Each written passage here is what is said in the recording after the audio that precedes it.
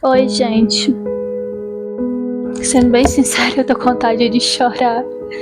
Eu não tô bem de saúde e eu tava tão contente que eu tinha conseguido gravar 2 vídeos pra vocês.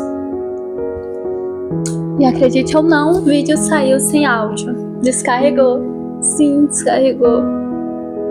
Eu vou abordar o assunto de novo e eu tô um pouquinho triste porque eu tô muito cansada. Já faz uma semana que eu tô doente e eu vim gravar pra vocês.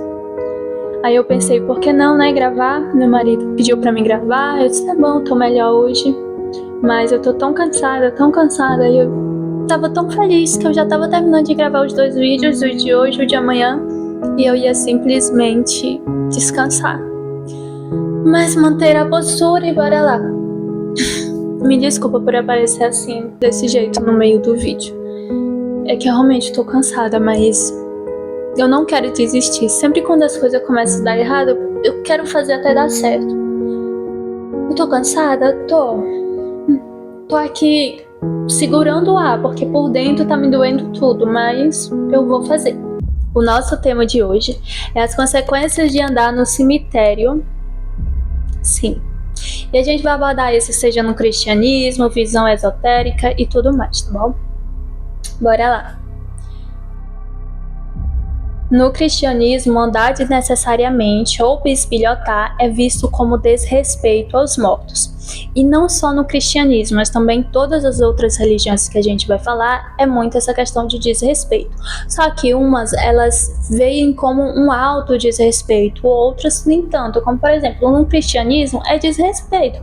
Mas isso não quer dizer que não vá fazer. Eu conheço muitas pessoas vindo a uma família católica que, bem, eles iam lá no dia dos mortos, sei lá que dia é, dia de finados, né? Acho que seja esse. E aí eles simplesmente iam quando queriam, não, e as crianças ficavam lá andando e bisbilhotando tudo, porque eu fazia isso quando criança. Então, aqui na visão cristã, é só, tipo, é desrespeito, mas tanto faz, entendeu? Ou, sei lá, isso seja só no Brasil.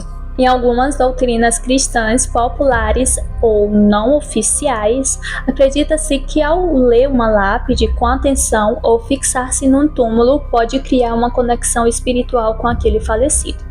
Essa questão de ficar vidrado ou de olhar muito, que pode ocasionar uma ligação, também é abordada no espiritismo, tá bom?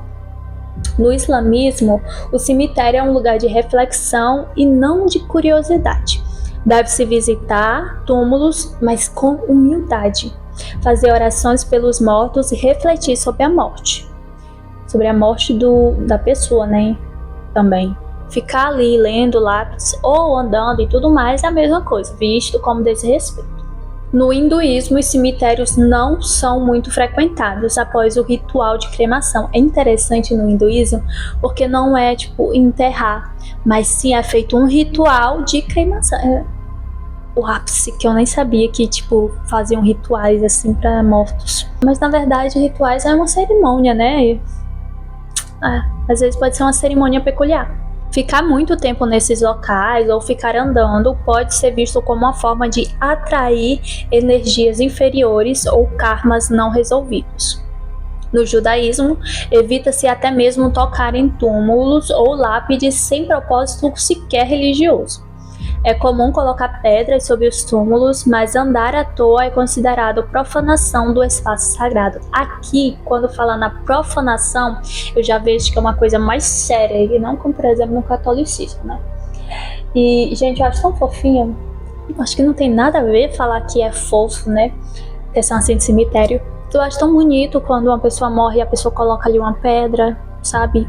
Eu acho bonito, não sei porquê. Na Umbanda ou no Candomblé, o cemitério é um lugar de altíssima energia espiritual.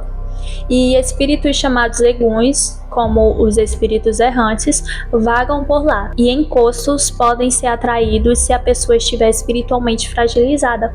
Ficar lendo nomes pode abrir portais energéticos e até mesmo, sabe, ser feito ligações.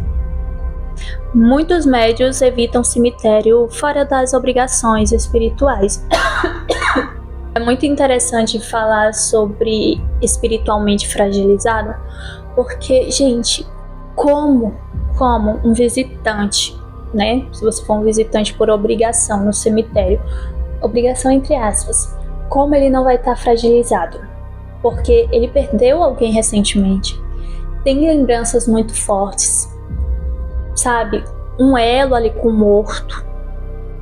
Eu não sei. É muito difícil a pessoa não estar fragilizada, mas tem pessoas que simplesmente vão para curtir, não é? Então, é essas pessoas que devem ser alertadas. Vale lembrar que quando for, né, participar desses eventos no cemitério, ou tiver que visitar, ou qualquer coisa do tipo, seria mais adequado usar umas roupas claras ao visitar, fazer orações antes ou depois de sair do cemitério, se proteger, sabe, mulher? Evitar tocar em cruzes, itens deixados lá, lápide. Gente, eu acho que nem tocar na terra de cemitério, eu acho que nem isso é bom. Mas sabe, evitar ir desnecessariamente, mas se for, evitar também um contato com aquele local, o máximo possível. Principalmente se for de um morto que você não conhece. E se você conhece e sabe que é ruim, principalmente, não toque. Não faça nada, só saia e não pense muito, porque pensamentos também é uma grande chave ali no mundo espiritual. Na visão esotérica e no ocultismo, cemitérios eles são portais energéticos e acredita-se que túmulos têm uma carga energética muito alta e acaba ligando o espírito à pessoa que está ali, especialmente se a morte for recente ou nos primeiros anos e tudo mais. A lápide geralmente tem nome, nascimento e morte. E vocês sabem para que isso funciona? Isso pode ser uma assinatura energética. Na verdade não pode ser, é considerada uma assinatura energética. E ler o nome em voz alta pode invocar uma ligação com o espírito. Esse elo de ligação também ocorre em alguns casos quando a nossa mente cria uma peça conosco e que a gente não consegue parar de olhar ou de ler, ou fica fissurado naquele túmulo em específico, ou sei lá, começa a se sentir estranho. Isso é uma peça da nossa mente, mas isso também pode ser um elo, tá bom? Porque a gente acaba ficando muito fissurado em algum item, às vezes pode ser até um item deixado ali na lápide. E o pior mesmo são para as pessoas sensitivas ou as médiums. Porque, gente, elas podem captar a dor, a angústia e os obsessores que andam por ali, sabe, nos cemitérios. E caminhar aleatoriamente por entre os túmulos é comparado a andar por uma floresta onde você não vê os predadores. Pior que é verdade. Alguns rituais de bruxaria e necromancia envolvem o uso de túmulos específicos.